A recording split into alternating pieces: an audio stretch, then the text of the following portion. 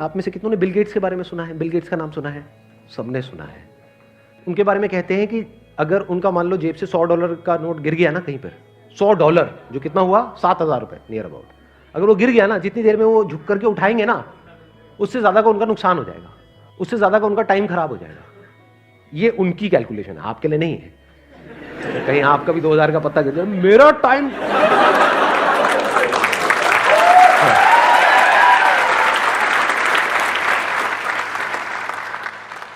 तो अब कैलकुलेट करो कि एग्जैक्टली आपके टाइम की क्या वैल्यू है आज की डेट में, बेस्ड अपॉन कि फ्यूचर में आप कहां पे हो। लाख रुपए महीना हो गया, जिसके लिए आप मानो आप महीने में 25 दिन काम करने वाले हो, 4-5 दिन छुट्टी वुट्टी के हटा देते हैं, तो एक दिन की आपकी कितनी वैल्यू हो गई? 4,000 रुपए हो गई। दिन में 8 घंटे आप काम करने वाले हो, तो 1 घंटे की कितनी वैल्यू हो गई? 500 रुपए हो गई। तो आपको ये फंडा बिल्कुल क्लियर होना चाहिए कि आज की डेट में आपके जो टाइम की वैल्यू है वो 500 रुपए घंटा है।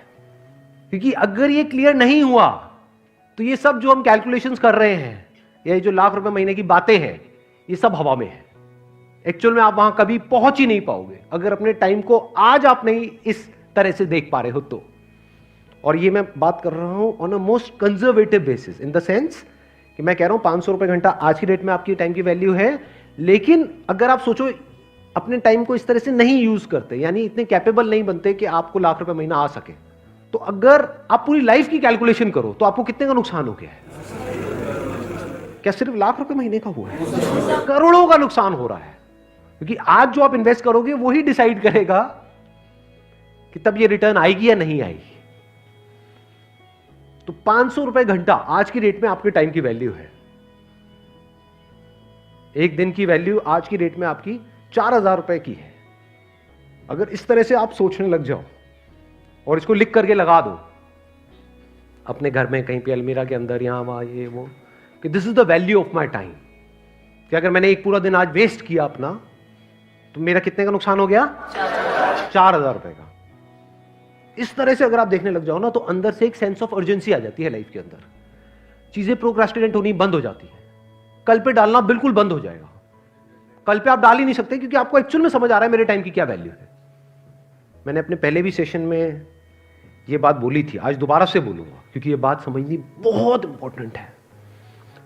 90% से ज्यादा लोग लाइफ में इसलिए नहीं फेल होते हैं कि वो बहुत बड़ा सोचते हैं और उसको अचीव नहीं कर पाते हैं। वो इसलिए फेल होते हैं क्योंकि वो बहुत छोटा सोचते हैं और उसको अचीव कर लेते हैं।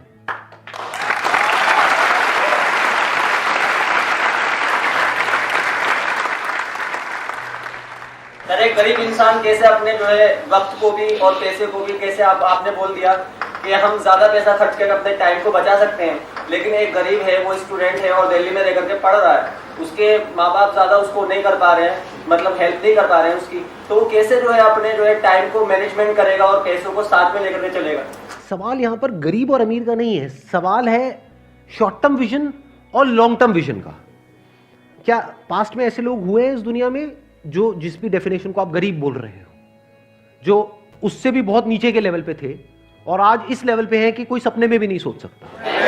तो ये गरीब और अमीर बीच में कहां से आ गया? गरीब के लिए भी 24 घंटे हैं और अमीर के लिए भी। एग्जैक्टली, बल्कि it is a level playing field. ध्यान से समझना, पैसे के वे में it is not a level playing field. क्योंकि पैसे के वे में तो एक अमीर के पास में मान लो पीछे से 10 करोड़ है और यहां से जिसको आप गरीब कह रहे हो मान लो उसके पास में कुछ भी नहीं है, तो वो लेवल प्लेइंग फील्ड नहीं है इन टर्म्स ऑफ मनी।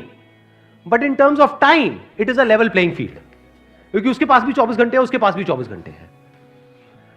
चाहे वो अमीर का बेटा है चाहे गरीब का बेटा है, अगर अपने इस 24 घंटे को अच्छे से यूज नहीं करेगा, मान लो बहुत अमीर का बेटा है और इस 24 घंटे को अच्छे से यूज नहीं करेगा, उल्टे सीधे कामों में टाइम खराब करेगा, तो जो है वो भी सब जाएगा और जाता ही है लोगों का।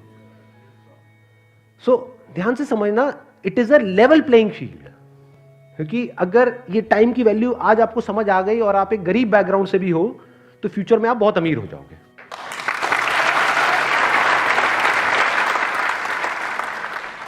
देखो ध्यान से समझो, मैं आपको थोड़ा सा फर्क बताता हूं, शायद आप समझ पाओ मेरी इस बात को। मैं पहले बिजनेस का एग्जांपल दूंगा, फिर टाइम में आपको एक्सप्लेन करूंगा क्या है।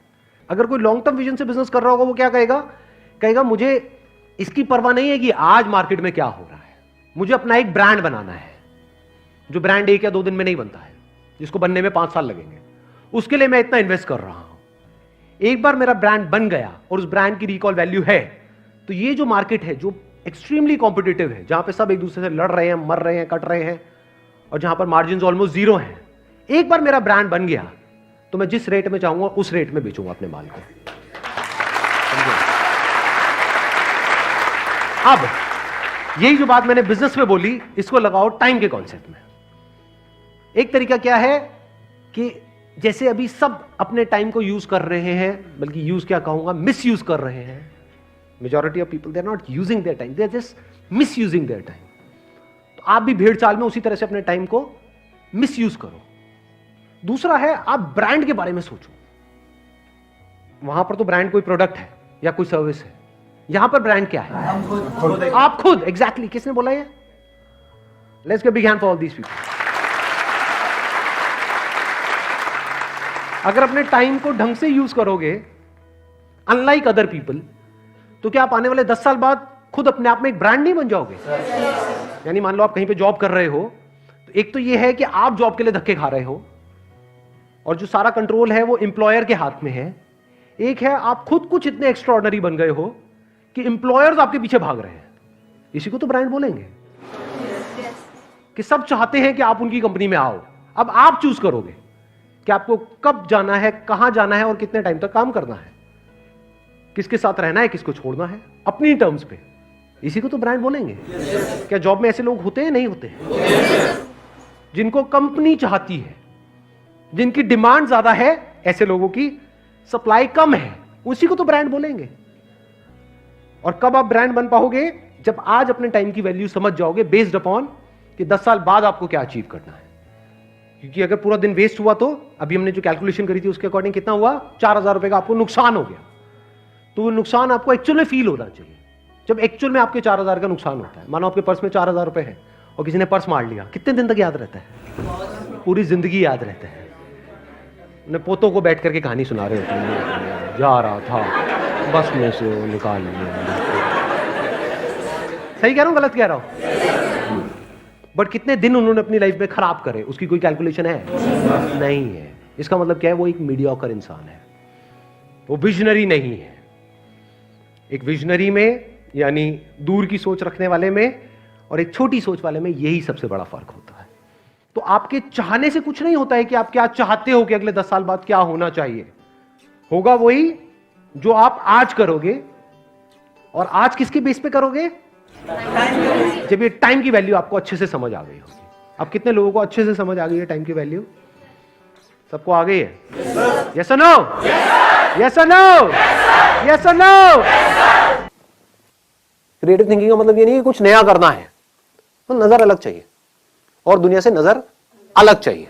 सिर्फ नजर का खेल है। थिंकिंग मीन्स क्या? नजर ही तो है। किसी की नजर कहीं पर है, किसी की नजर कहीं पर है। जिसकी नजर जहां पर है उससे रिलेटेड उसके अंदर थॉट्स आते हैं, उससे रिलेटेड एक्शंस होते हैं। किसी की नजर कहीं और है तो उससे रिलेटेड थॉट्स आते हैं, तो वो थॉट्स ही ऐसे हैं, वो नजर ही ऐसी गलत जगह पर है कि उससे रिलेटेड गलत ही थॉट्स आने हैं और बंदा नीचे ही धसेगा। अगर नजर सही जगह पर है तो थॉट्स भी सही आने हैं और वो ऊपर उठेगा ही उठेगा। उसको दुनिया की कोई ताकत रोक ही नहीं सकती। समझ गए? तो अब देखो क्या होता है कि पहिए भी बन चुके थे हजारों साल पहले और ये बैग्स भी थे। एक बंदे ने दिमाग लगाया कि लोग हैं वो भारी भारी बैग्स उठा उठा करके जा रहे हैं, जिसकी वजह से उनकी कमर में दर्द हो रहा है। तो गाड़ी के जो पहिए थे उसको थोड़ा सा छोटा किया और बैग के नीचे लगा दिया और वो बंदा करोड़पति बन गया। ऐसे समझना होता है चीजों को। लोग ऐसे नहीं समझते हैं। लोग क्या करेंगे, मतलब एक बैग है तो उसको उठा उठा करके ढोए जा रहे हैं, ढोए जा रहे हैं, ढोए जा रहे हैं। ये नहीं दिमाग लगाएंगे कि क्या कोई और सोल्यूशन भी है। सोचो ना, हो सकता है उस बंदे को खुद को प्रॉब्लम आई हो कि मैं ये भारी बैग उठा करके लेके जा रहा हूं, तो उसने दिमाग लगाया हो कि मेरी ये प्रॉब्लम कैसे सॉल्व होगी, तो उसका दिमाग चल गया। और लोग क्या कर रहे थे, वो ऐसा कुछ सोच ही नहीं रहे थे। सब ऐसे ही चलते हैं बैग उठा करके, ऐसे ही चलना पड़ता है, दुनिया ऐसे ही चलती है, तो मैं भी ऐसे ही चलूंगा। कितना भी भारी हो मुझे चलते रहना है, मुझे हार नहीं माननी है, मुझे लगे रहना है खच्चरों की तरह। चाहे इस बैग को ऐसे पकड़ूं चाहे सर पे रखूं, लेकिन मैं तो चलता ही रहूंगा मरते दम तक, क्योंकि पूरी दुनिया ऐसे ही चल रही थी, चल रही है और ऐसे ही चलती रहेगी। ऐसी सोच किसकी है? अनसक्सेसफुल लोग, थके हुए लोग। और जो क्रिएटिव लोग होते हैं उनकी सोच क्या है? वो बोलते हैं ऐसी कोई दुनिया में प्रॉब्लम है ही नहीं जिसका कोई सोल्यूशन ना हो। If there is a problem there has to be a solution. बस उनकी सोच इतनी सी अलग है कि प्रॉब्लम क्या है, मुझे भारी उठा करके चलो, इसका सॉल्यूशन क्या है पता नहीं। पहला तो थोड़ा यही आएगा ना माइंड में, पता नहीं। लेकिन जो अनसक्सेसफुल लोग होंगे वो क्या करेंगे, वो वहीं पे रुक जाएंगे, पता नहीं, ना मुझे पता है ना किसी और को पता है, पता होता तो इसका सॉल्यूशन निकल गया होता। लेकिन जो क्रिएटिव लोग हैं वो क्या करेंगे, मुझे पता नहीं है लेकिन मुझे पता लगाना है, कैसे होगा कैसे होगा कैसे होगा कैसे। ध्यान से समझना क्या हो रहा है। क्रिएटिव थिंकिंग का एसेंस क्या है अगर फोकस नहीं है तो। फोकस कहां पर, प्रॉब्लम के ऊपर, प्रॉब्लम में ही सॉल्यूशन होता है।